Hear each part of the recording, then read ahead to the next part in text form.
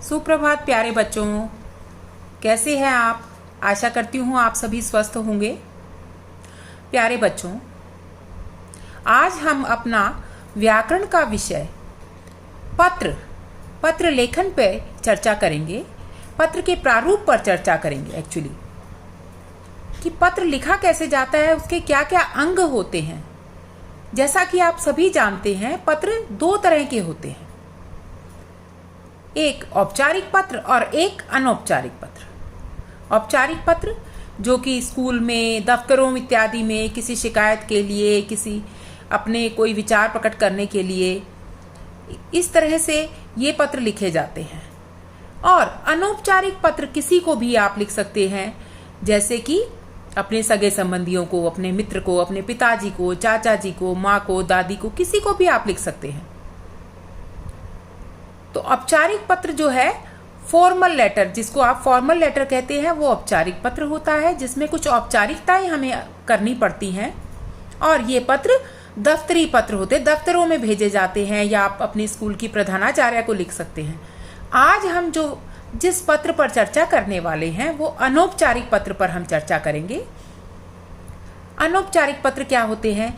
जब आप अपनी किसी बात को, अपने किसी रिश्तेदार को, अपने मित्र को, अपने किसी सगे संबंधी को प्रकट करना चाहते हैं, तो आप अनौपचारिक पत्र, जो पत्र लिखते हैं आप उसे, वो पत्र के माध्यम से जो बात आप अपनी प्रकट करते हो अपने रिश्तेदार को, अपने मित्र को, अपने सगे संबंधी को, तो वो पत्र अनौपचारिक पत्र कहलाते हैं।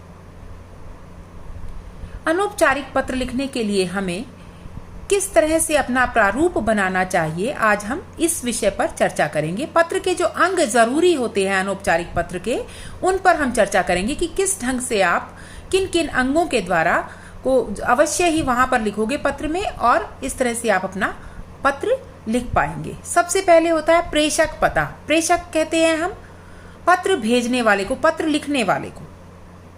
अब मैं यहाँ अगर अपने पिताजी को पत्र लिख रही हूँ, तो मैं अपना पता लिखूंगी। मान लो आपके पिताजी कहीं बाहर नौकरी करते हैं, तो मैं अपने घर का पता लिखूंगी। मान लो आप अपने दादाजी को पत्र लिख रहे हो, आपके दादाजी गांव में रहते हैं, तो आप अपने घर का पता लिखोगे। मकान नंबर, मान लो उदाहरण के तौर पर मकान नंबर कोई भी 612, अपनी जो आपकी कॉलोनी का नाम है वो दोगे। राजीव नगर, अशोक विहार, शीतला कॉलोनी, जो भी है आपकी कोई सेक्टर है, कोई भी है, वो लिखोगे। उसके बाद अपने शहर का नाम मैंने लिख दिया गुरुग्राम। उसके बाद प्रेषक पता हो गया हमारा, मकान नंबर हमने लिख दिया, अपनी कॉलोनी का नाम लिख दिया, अपने शहर का नाम लिख दिया। उसके बाद दूसरा अंग होता है पत्र का दिनांक। दिनांक आप जिस दिन पत्र लिख रहे हैं उस दिन की लिखेंगे। मान लीजिए आज आप पत्र लिख रहे हैं, तो आप लिखेंगे 22 अप्रैल 2020।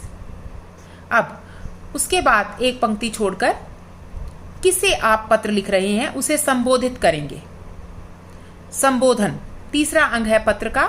अनौपचारिक पत्र का तीसरा अंग है संबोधन।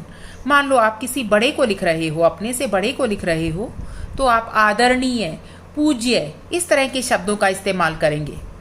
आदरणीय चाचा जी, पूज्य दादाजी, इस तरह के शब्दों का। मान लो आप अपने मित्र को लिख रहे हो, या किसी अपने बराबर वाले को लिख रहे हो, अपने से छोटे को लिख रहे हो, तो आप प्रिय शब्द से संबोधन करेंगे। प्रिय मोहन, प्रिय राखी, प्रिय अनुज, इस तरह से। उसके बाद चौथा अंग पत्र का जो है वो है अभिवादन, जिसको आप अंग्रेजी में बोलते हैं सैल्यूटेशन। बड़े हैं तो सादर नमस्ते या चरण स्पर्श, छोटे हैं तो खुश रहो, और अपने बराबर वाले हैं, आपके फ्रेंड हैं, मित्र हैं, तो उनको सप्रेम नमस्ते। इस तरह से आप अभिवादन करेंगे। उसके बाद एक पंक्ति छोड़ करके आप पत्र की विषय वस्तु लिखनी शुरू करेंगे, मतलब लेटर की बॉडी।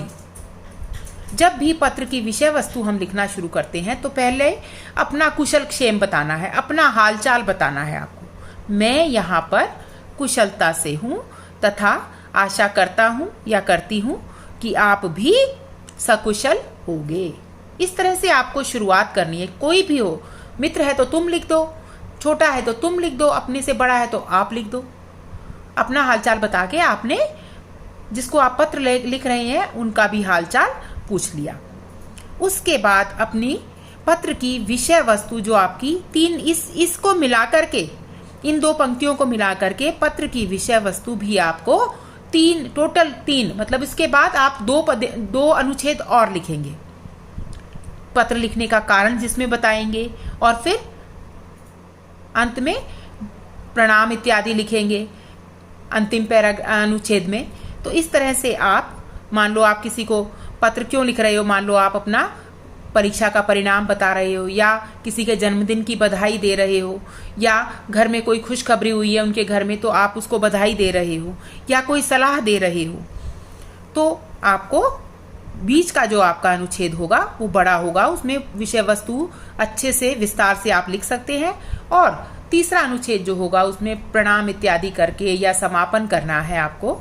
उसके बाद अंत में आप क्या लिखोगे समापन में, पत्र की प्रतीक्षा में। आप अगर किसी को पत्र लिखते हो तो आप उसके जवाब के इंतजार में भी रहते हो कि मेरे को वापस पत्र भी लिखेगा वो, तो आप आखिर में ये लिख सकते हैं पत्र की प्रतीक्षा में या पत्र के इंतजार में। और नीचे आप आपका पुत्र, आपका पिताजी को लिख रहे हो, माताजी को लिख रहे हो, आपका पुत्र, दादाजी को लिख रहे हो, तो वही जो आपका उनसे संबंध है वो लिखोगे। आपका पोता, या आप अपने चाचा जी को लिख रहे हो तो आपका भतीजा, और अगर फ्रेंड को लिख रहे हो, मित्र को लिख रहे हो तो तुम्हारा मित्र, या आपका बड़ा किसी को, आप अपने छोटे बहन भाई को लिख रहे हो तो आप लिख सकते हो आपका अग्रज, लड़कियां लिख सकती हैं आपकी अग्रजा, ठीक है। और नीचे आप उसके नीचे अपना नाम लिखेंगे।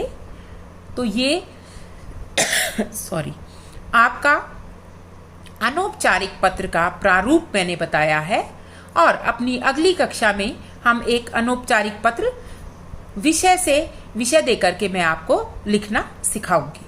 धन्यवाद।